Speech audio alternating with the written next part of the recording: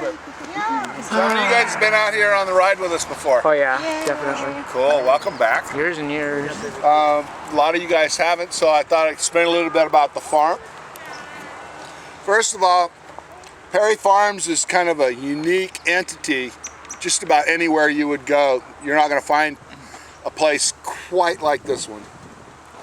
First of all, you're in a suburban area. You're not out in the middle of the countryside.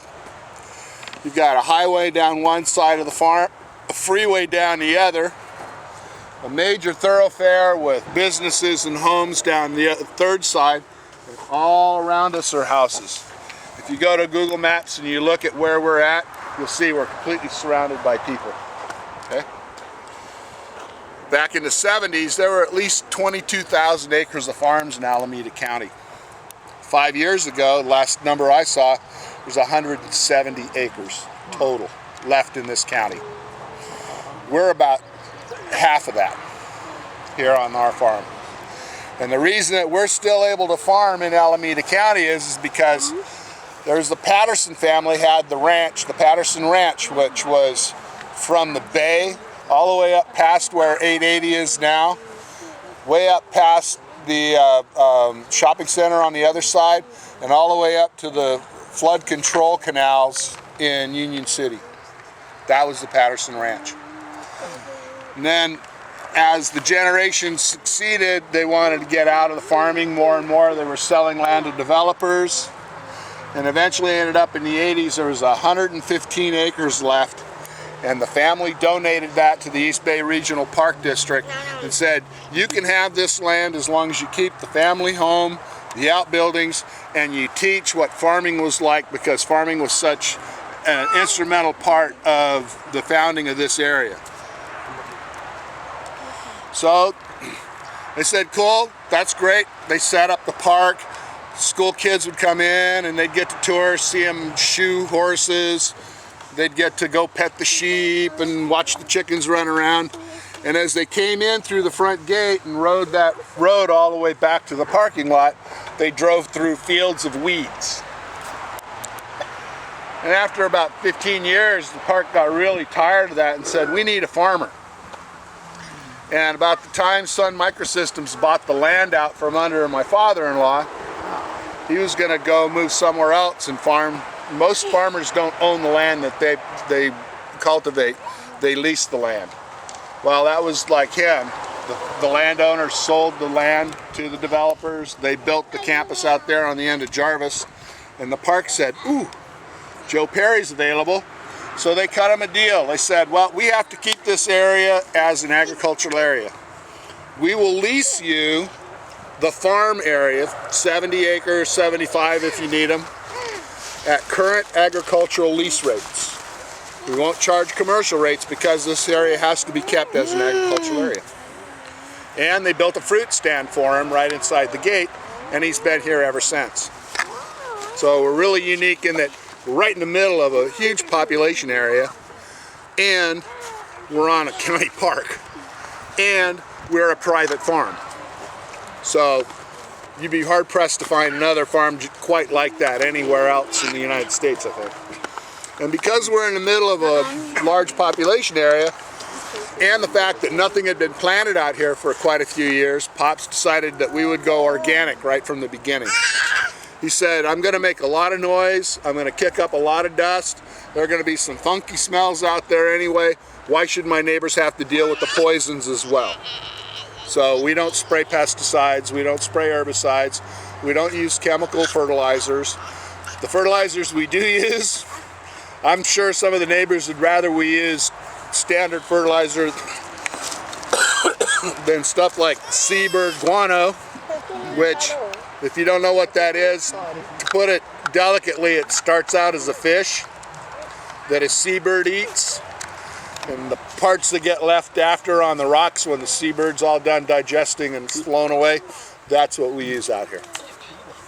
We also use a lot of manures, chicken manure, cow manure. We make our own compost, and that's how we fertilize our fields.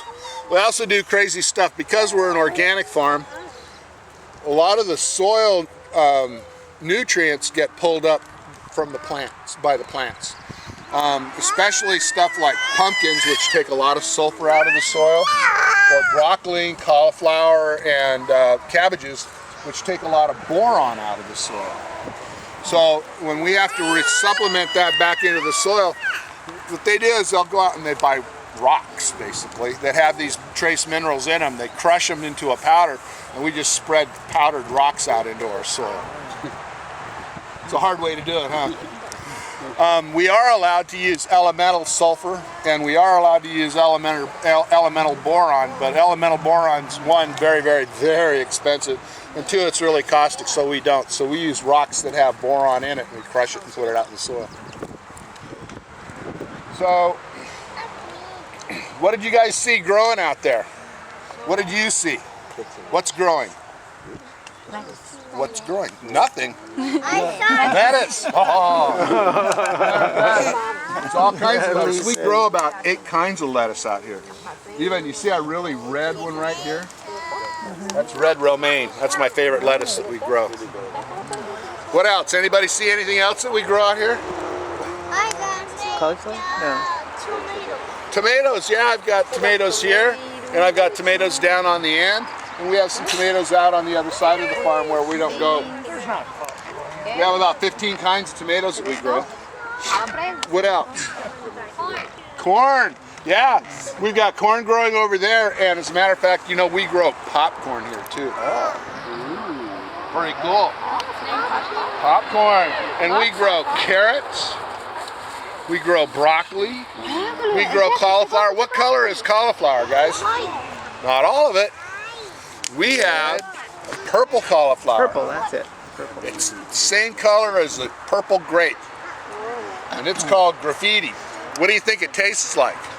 Paint? It tastes like cauliflower. We have a cauliflower that's orange. It looks just like cheddar cheese. As a matter of fact, the name of the cauliflower is cheddar cauliflower. What do you think that tastes like? It tastes like cauliflower. And we have a fourth kind that's green. And it looks like a science experiment that went bad. And it's a cone that's got a bunch of cones sticking off of it. And those have little cones sticking off of it. And if you know what a fractal is, it's a vegetable fractal. And that was the original cauliflower. All of the cauliflowers were developed from the Romanesque cauliflower. It's one of the most popular cauliflowers in Europe even now. We grow snow peas. We grow English peas, green beans. We grow yellow wax beans. We grow onions. And we grow carrots. We have a couple of kinds of carrots. We have a red French carrot that's almost as sweet as eating candy. What else do you think we grow out here? What'd you guys come out here for today? Pumpkins. Pumpkins. We grow pumpkins here. We have 15 different kinds of pumpkins that we grow. We grow about 15 acres of pumpkins every year for the farm. And we grow gourds. And we grow a bunch of other winter squashes like the Hubbard and the Delicata, which is my very favorite squash in the whole wide world. Butternut squashes. Anybody know the difference between a summer squash and a winter squash?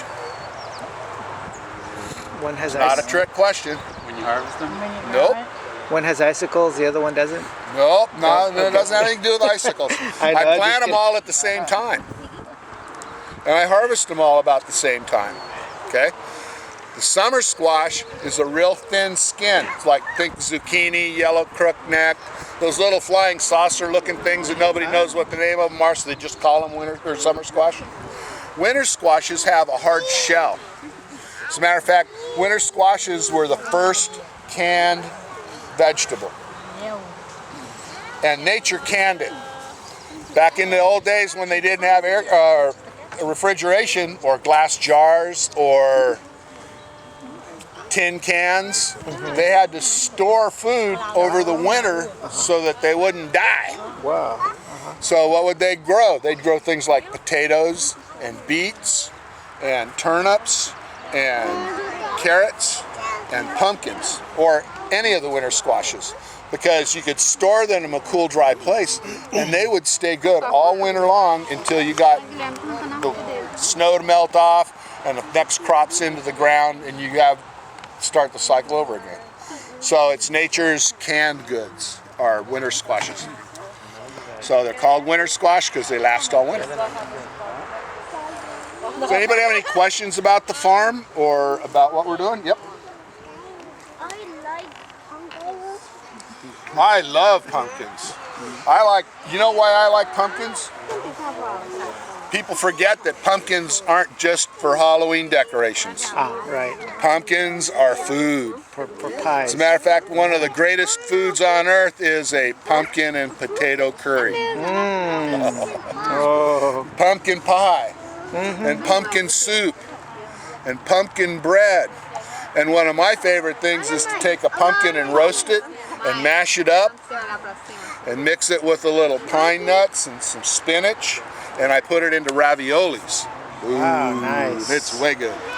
So you're a chef. You see this handsome profile? I earned this, every inch of it. Oh, he's got to zoom back again. Yeah. I earned every inch here. And I learned early that if I like to eat good foods, and I do, I either have to be independently wealthy, which I'm not, or I had to learn how to cook. How's the horse for ride kids? That's inside the park, and I don't know what they've got set up in there. Look at that. Yep, yeah, those little plums there, huh? Oh, And if you look over here, we've got olives growing. At one time, this park was, like I said, part of the Patterson Ranch. And they grew all kinds of vegetables and fruits. They grew walnuts. Actually, when you drive down next to the walnut trees. And they have a big walnut orchard out in the back as well. Any other questions? Okay, well, before we roll, I want to point something out to you. Farming is not just digging the dirt, throwing the seeds on, watering it, and harvesting it. And as time goes along, we get more and more sophisticated in the way we do our business. Now, one of the things that we know is going to happen in the Bay Area is that there are going to be water restrictions in the next 10 years. We know that, okay? So, as farmers, we use a lot of water. Now, if people didn't like to eat things like corn and lettuce, we'd use a lot less water, but those use a lot of water. Right. So what we did is we've gotten with the times. We used to just flood the fields or use overhead sprinklers, okay? But now what we've done is we've gone to drip tape. See this? We can pressurize a big blue hose with all these drip tapes off, and it delivers the water right to the plants. And we can water 3 fields with the same amount of water as we used to be able to only water 1 field. wow. So we have a 66% savings in the water. Great. Nice. Great idea. Good job. Okay, so what do you say we hit some more bumps? Great. Yeah. Okay, I better sit on my haunches or he's gonna get mad at me. Okay, there he goes. All right, I'm gonna boing right out. Okay, 1, 2, 3.